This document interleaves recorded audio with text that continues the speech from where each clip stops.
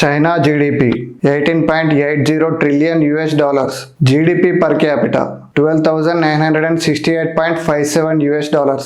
Japan GDP 4.196 trillion US dollars. GDP per capita 32,859.11 US dollars. Singapore GDP 514 billion US dollars. GDP per capita 93,956 US dollars. ఈ దేశాల మధ్య ఉన్న common point ఏంటిదో తెలుసా?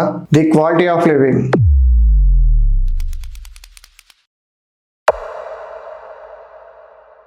మరి ఇది ఎట్లా వస్తుంది?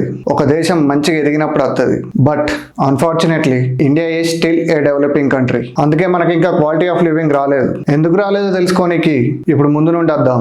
August 15, 1947 యావత్ భారతం ఎదురు చూసిన రోజు. ఈ ఒక్క రోజును చూడడానికి మంగల్ పాండే, రాణి లక్ష్మీబాయి, భగత్ సింగ్, అల్లూరి సీతారామరాజు, చంద్రశేఖర్ ఆజాద్, సుభాష్ చంద్రబోస్ లాంటి ఎందరో వీరులు బ్రిటిష్ కి విరుద్ధంగా తిరుగుబాటు చేసి పోరాడి ప్రాణ త్యాగాలు చేసి వీర మరణాలు పొంది కనుమరుగైపోయారు. 1757 సంవత్సరం ది బ్యాటిల్ ఆఫ్ ప్లాసే అనే యుద్ధం తర్వాత బ్రిటిష్ ఈస్ట్ ఇండియా కంపెనీ వాళ్ళు భారతదేశం అంతటా ప్రాంతాల వారీగా ఆక్రమించి పరిపాలించారు. 1857 సంవత్సరంలో బ్రిటిష్ కి ఎగనెస్ట్ గా సిపాయిల తిరుగుబాటు జరిగింది. స్వతంత్రం కోసం జరిగిన మొట్టమొదటి తిరుగుబాటు యుద్ధం ఇదే.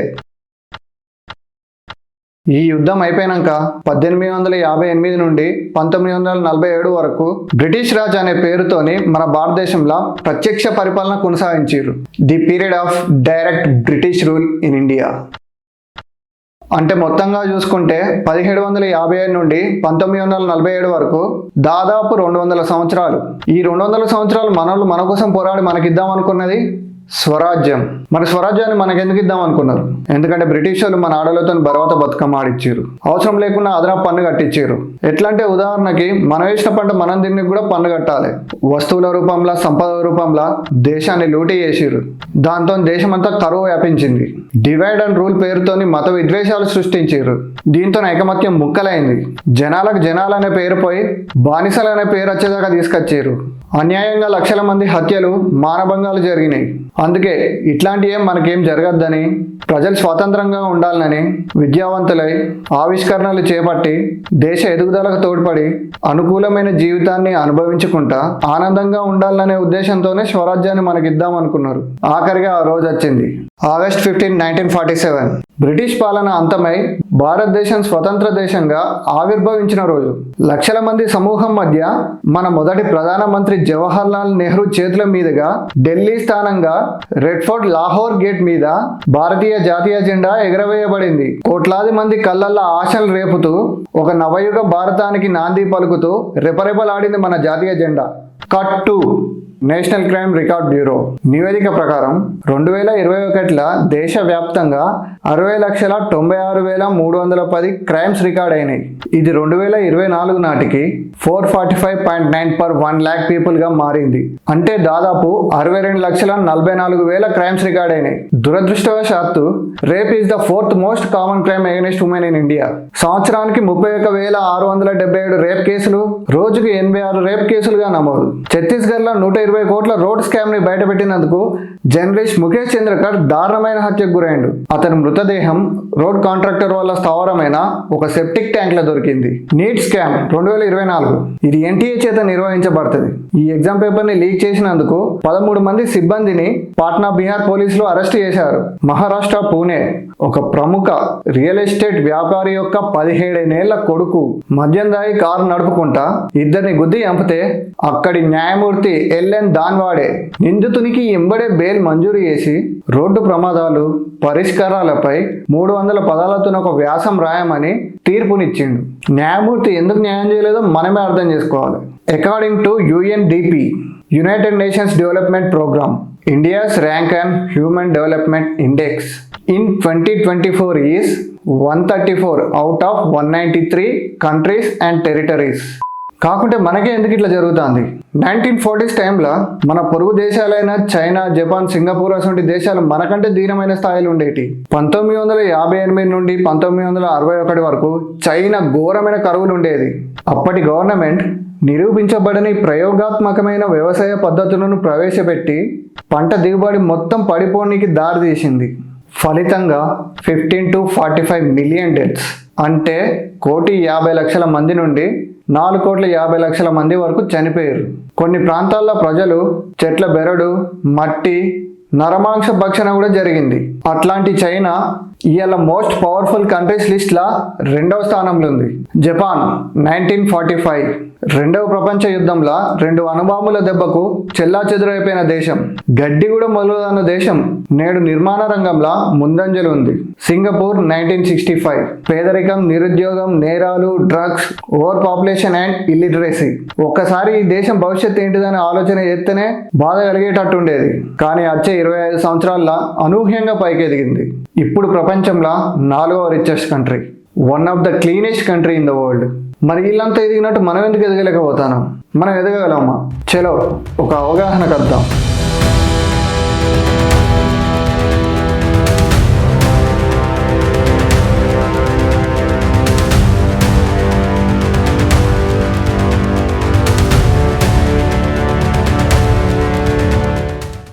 ఇండియా ఎదగకపోవడానికి గల కారణాలు: మొదటిది ఇల్లిటరసీ.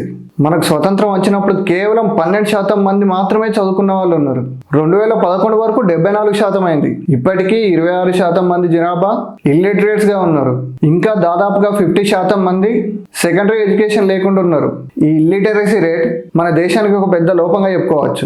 దీనివల్ల అవగాహన లోపం జరిగి పోవర్టీ, క్రైమ్స్ పెరుగుతాయి. రెండవది పాపులేషన్ ఎక్స్ప్లోజన్. 2024 నాటికి ఇండియా పాపులేషన్ 145,935,791గా అంచనాగా ఉంది. ఇది ప్రపంచ జనాభా మొత్తంలో 17.78%. ఓవర్ పాపులేషన్ వల్ల ఫుడ్, ల్యాండ్, వాటర్ వంటి వనరుల కొరత ఏర్పడుతుంది. నిరుద్యోగం, పేదరికం కూడా పెరిగే అవకాశాలు ఎక్కువ. మూడవది అన్ఎంప్లాయ్మెంట్. నిరుద్యోగం సీదా పేదరికానికి దారితీస్తుంది. ఒత్తిడి, నిరాశకు గురై ఆత్మవిశ్వాసం పూర్తిగా దెబ్బతిని ఫలితంగా క్రైమ్ రేట్స్ పెరిగే అవకాశం ఉంది. కొన్ని ఇండియన్ క్రైమ్స్ వెనుక నిరుద్యోగం కూడా ఒక కారణం అనుకోవచ్చు. నాలుగవది పోవర్టీ. దేశంలో పేదరికం వల్ల అనారోగ్యం పెరుగుతుంది. పోషకాహారం లోపం వల్ల వ్యాధుల బారిన పడి అధిక శిశు మరణాల రేటుకు దారితీస్తుంది. పోవర్టీ వల్ల వ్యాధులు, నేరాలు, లింగ అసమానత, ఇంకా పర్యావరణం క్షీణించకపోతుంది. ఐదవది పూర్ ఇన్ఫ్రాస్ట్రక్చర్. మన పూర్ ఇన్ఫ్రాస్ట్రక్చర్ వల్ల ఫారెన్ ఇన్వెస్టర్స్ మన దేశంలో ఇన్వెస్ట్ చేయడానికి ఇష్టపడరు. ఎందుకంటే మన పూర్ రోడ్స్ వల్ల ట్రాన్స్పోర్టేషన్ దెబ్బతిస్తుంది. ఎక్కడ చూసినా అస్తవ్యస్తంగా కట్టిపడేసిన భవనాలు, గందరగోళంగా వదిలేసిన విద్యుత్ తీగలు, చెదిరిపోయిన రోడ్లు, గుంటల వంటి పూర్ ఇన్ఫ్రాస్ట్రక్చర్ వల్ల అశుభ్రత పెరిగిపోతుంది. ఇవన్నీ అభివృద్ధికి ఆటంకాలు అవుతాయి. వీటి కారణంగానే మనం నాణ్యమైన జీవితాన్ని పొందలేకపోతాం. ఆరవది క్లైమేట్ చేంజ్. ఎనర్జీ ప్రొడక్షన్ కోసం ఫాసిల్ ఫ్యూల్స్ మీద ఆధారపడడం వల్ల గ్రీన్ హౌస్ గ్యాసెస్ ఉత్పత్తి అవుతాయి. Carbon dioxide, methane, nitrous oxide వల్ల వాతావరణంలో మార్పులు జరుగుతాయి. డిఫారెస్టేషన్ కూడా క్లైమేట్ చేంజ్కి ఒక కారణమే. విడుదలైన కార్బన్ డైఆక్సైడ్ని అబ్జర్వ్ చేసుకోవడానికి చెట్లు లేకపోతే ఎయిర్ పొల్యూషన్ కూడా అవుతుంది. 2024లో మన ఢిల్లీ ప్రపంచవ్యాప్తంగా అత్యంత కాలుష్య రాజధానిగా నిలిచింది. ఏడవది రిలయన్స్ ఆన్ అగ్రికల్చర్. వ్యవసాయం మన ఇండియన్ ప్రైమరీ సోర్స్ ఆఫ్ ఇన్కమ్స్లో ఒకటి. 2023-24 సంవత్సరాల మధ్య కాలంలో దాదాపు 46.1% మంది వ్యవసాయంలోనే నిమగ్నమై ఉన్నారు. ఎక్కువగా వ్యవసాయం మీద ఆధారపడి ఉండడం వల్ల రైతుల కష్టానికి సరైన రుణం అందుకోలేకపోతారు. ఇంకా ఇతర రంగాలకు వర్క్ ఫోర్స్ తగ్గిపోతుంది. సర్కార్ ఇది గమనించి మన వర్క్ ఫోర్స్ ని సక్రమంగా వాడుకోవాలి. ఎనిమిదవది లో జీడిపి పర్ క్యాపిటా. 2024లో మన ఇండియన్ జీడిపి 184.88 లక్షల కోట్లు. కానీ మన జీడిపి పర్ క్యాపిటా కేవలం $2,698. అంటే యావరేజ్ గా మన సర్కార్ సంవత్సరానికి ఒక్కొక్క పర్సన్ మీద కేవలం $2,32,000 మాత్రమే అందియగలుగుతుంది. ఇది చాలా తక్కువ. దీనికి కారణాలు overpopulation, lack of skills, low and poor productivity. తొమ్మిదవది కరప్షన్ అండ్ గవర్నమెంట్ ఇష్యూస్. మన దేశ అవినీతి ఉద్యోగ సృష్టిని ఇంకా పేదరికం నుండి బయటపడే అవకాశాన్ని అడ్డుకుంటాంది. ఎడ్యుకేషన్ కి, ఇన్ఫ్రాస్ట్రక్చర్ కి కేటాయించిన నిధిని దారి మళ్లించి పదవిలో ఉన్న కొంతమంది అవినీతి పరుల జేబులో ఏరుతాంది. అతి ముఖ్యంగా ఈ కారణం చేతనే మనకి ఈ పూర్ ఇన్ఫ్రాస్ట్రక్చర్, లో standard living, lack of garbage services వల్ల మనం ఇంకా పూర్ క్వాలిటీ ఆఫ్ లివింగ్ లోనే ఉండిపోయినాం. ఉదాహరణకు ఇండియా బడ్జెట్ ప్రవేశపెట్టింది. ఆ ధనం అవసరాన్ని బట్టి స్టేట్ వైడ్ గా డివైడ్ అయ్యి ఆ పలానా స్టేట్ నుండి డిస్ట్రిక్ట్ వైడ్ గా స్ప్రెడ్ అయ్యి అర్బన్ ఏరియా చేరి ఊర్లకు వచ్చే వరకు మన డెవలప్మెంట్ ఇట్లుంటుంది. పొలిటీషియన్స్ మనం ఇక్కడ పర్మనెంట్ కాదని ఇండియా పర్మనెంట్ అని గమనించి బాధ్యతగా వ్యవహరించుంటే దేశం ఇప్పటికే ఎదిగుండేది. కరప్షన్ అనేది మన దేశానికి ఒక సిగ్గుచేటుగా చెప్పుకోవచ్చు. 10వది ల్యాక్ ఆఫ్ సివిక్ సెన్స్, అవగాహన లోపం, కింద స్థాయి బతుకు, ల్యాక్ ఆఫ్ గవర్నమెంట్ ఫెసిలిటీస్ వల్ల ప్రజలకు పూర్ మెంటాలిటీ తయారై పబ్లిక్ గా ఏం చేస్తారో ఏమో వాళ్ళకే తెలియాలి. ఎక్కడ పడితే అక్కడ స్పిట్టింగ్, పిస్సింగ్, లిటరింగ్. మళ్ళీ స్పెసిఫిక్ గా ఒక దగ్గర కాదు, దేశవ్యాప్తంగా ఇట్లనే ఉంది. ఇది దేశానికే అసహ్యం. ముఖ్యంగా ఈ కారణాల చేతనే మన దేశం ఇంకా ఎదుగుతున్న దశలోనే ఆగిపోయింది. కాకుంటే వీటి నుండి బయటపడే అవకాశం ఉంది. అయితే ఒకరిని చూసి నేర్చుకోవడంలో తప్పేం లేదు. నిజానికి అది ఒక మంచి ప్రయత్నమే అవుతుంది. మన ఏషియన్ కాంటినెంట్ లా 1965వ సంవత్సరంలో మనలాంటి స్థితిలోనే ఉండి ఇప్పుడు అందరికీ ఆదర్శంగా ఉన్న సింగపూర్ ని ఆసరాగా తీసుకొని సింగపూర్ దేశ ఎదుగుదలను బ్రేక్ డౌన్ చేసి వాళ్ళ నుండి మనం నేర్చుకునే ప్రయత్నం చేద్దాం. సింగపూర్ మొత్తం దేశ భూభాగం 710 చదరపు కిలోమీటర్లు, 57 లక్షల జనాభా గల ఒక చిన్న ఐలాండ్. అయితే సింగపూర్ ఎదగడానికి ముఖ్య కారణం ఎఫెక్టివ్ గవర్నమెంట్ పాలసీ. ఫారెన్ ఇన్వెస్టర్లు మన దేశానికి వచ్చి ఇన్వెస్ట్ చేయాలంటే ముందు మన దేశం అట్రాక్టివ్ గా కలవడాలని చెప్పి అక్కడి గవర్నమెంట్ ప్రజలకు తక్కువ రేటుకే ల్యాండ్లు, ఇల్లులు ఇచ్చుడు మొదలుపెట్టింది. దీని వల్ల ప్రజలు మొత్తం పెద్ద ఇళ్లకు పోయారు. ఇప్పుడు ఇళ్ళకు ఒక మంచి జీవనం ఇవ్వాలని అక్కడి గవర్నమెంట్ ఒక స్కీమ్ పెట్టింది. అదేంటంటే ఇల్లు సంపాదించిన దాంట్లోకి వెళ్ళి ప్రతి నెల 20% సెంట్రల్ ప్రొవిడెంట్ ఫండ్ లా సేవ్ చేయాలి. వాళ్ళకు నచ్చినా నచ్చకున్నా సేవ్ చేసుడే. ఈ సేవ్ చేసిన 20% కూడా మళ్ళీ వాళ్ళకే ఉపయోగపడుతుంది. ఎట్లా అంటే పెన్షన్, మెడికల్ ఎక్స్పెన్సెస్, ఎడ్యుకేషన్, అట్లా ఏదైనా ఈ రకంగా వెల్త్ కూడా కవర్ అయిపోతుంది. సింగపూర్ మన దేశం ఎదగాలంటే ఫారెన్ డైరెక్ట్ ఇన్వెస్ట్మెంట్ ఒకటే మార్గం అని తెలుసుకుంది. కానీ సింగపూర్కి ఎట్లాంటి న్యాచురల్ రిసోర్సెస్ లేవు. మనకున్నట్టు సారవంతమైన నేల, మనకు దొరికినట్టు బొగ్గు, oil, natural gases, forest, reverse ఇవేం లేవు. ఇది సింగపూర్ ముందే గమనించుకుంది. మనకు ఎట్లాంటి న్యాచురల్ రిసోర్సెస్ లేవు. మనకున్న ఒకే ఒక న్యాచురల్ రిసోర్సెస్ మన ప్రజలు. మల్టీనేషనల్ కార్పొరేషన్ కళ్ళల్లో పడనీకి సింగపూర్ తమ ప్రజలతోనే మ్యానుఫ్యాక్చరింగ్ బేస్ ని షురూ చేసింది. లైక్ సెమీ కండక్టర్స్ ఇంకా ఏరోస్పేస్ ఉత్పత్తులతోని. ముందు కొంచెం లో స్కిల్డ్ గా ఉన్న తర్వాత మెరుగైంది. ఇక్కడనే సింగపూర్ దశ తిరిగింది. అనుకున్నట్టే ఫారెన్ ఇన్వెస్ట్మెంట్స్ వచ్చినాయి. కానీ సింగపూర్ అలా నుండి పైసలు ఆశించలేదు, వాళ్ళ తెలివిని ఆశించింది. Nationwide strategies like technical schools, IT, electronics and petrochemicals అన్నిటి గురించి తెలుసుకొని పాటించింది. ఈ స్ట్రాటజీసే సింగపూర్కి అతిపెద్ద మార్పు తెచ్చిపెట్టింది. ఫ్రమ్ లో skilled in 1970s to high skilled in Biotech, semi conductors and aerospace engineering by the 1990s.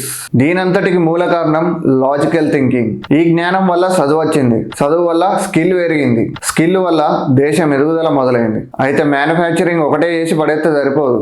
చేసిన ప్రొడక్ట్స్ ని వేరే దేశాలకు ఎంత వీలైతే అంత సులువుగా ఎగుమతి చేసుడు కూడా ముఖ్యమే. దీనికోసం సింగపూర్ షిప్స్ ఇంకా ఎయిర్లైన్స్ ద్వారా హై ఫ్రీక్వెన్సీ ట్రావెల్ ఆప్షన్స్ ని ప్రొవైడ్ చేసింది. ఇట్లా వ్యాపారం చేసుకుంటా సింగపూర్ భారీ మొత్తంలో సంపాదించింది. ఇప్పుడు పైసలు సంపాదించడం ఎంత ముఖ్యమో వాటిని కాపాడుడు కూడా అంతే ముఖ్యం. వచ్చిన పైసల్ని లంచగుంటల నుండి కాపాడడానికి సింగపూర్ తగిన చర్యలు తీసుకుంది.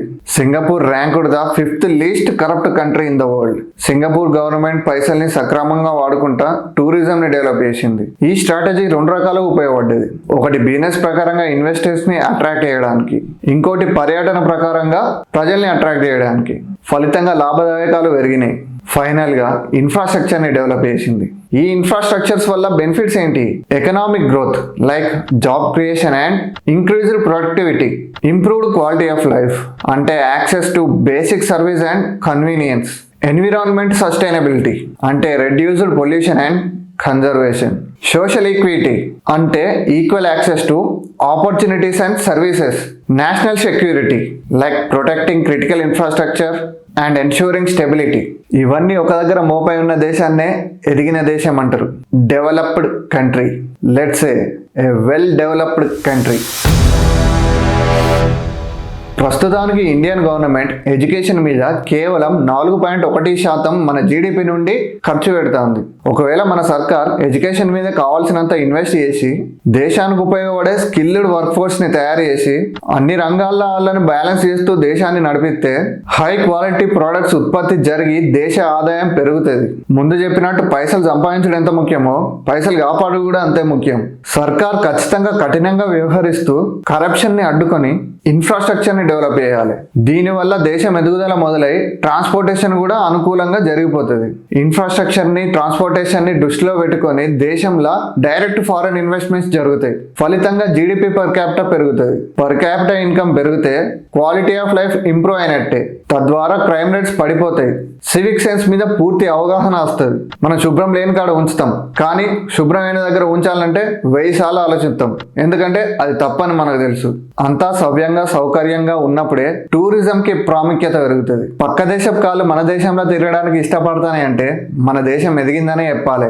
ఆఖరిగా సరైన సమాజాన్ని సృష్టించాలంటే నాణ్యమైన విద్యా విధానం, నీతి, క్రమశిక్షణ, అవగాహన లాంటి వాటితోనే వ్యవస్థాపితమవుతుంది. అట్టి నాణ్యమైన వ్యవస్థ నేటి సమాజంతోనే మొదలవుతుంది. చదువుకుంటే. చదువుకో. జై హింద్.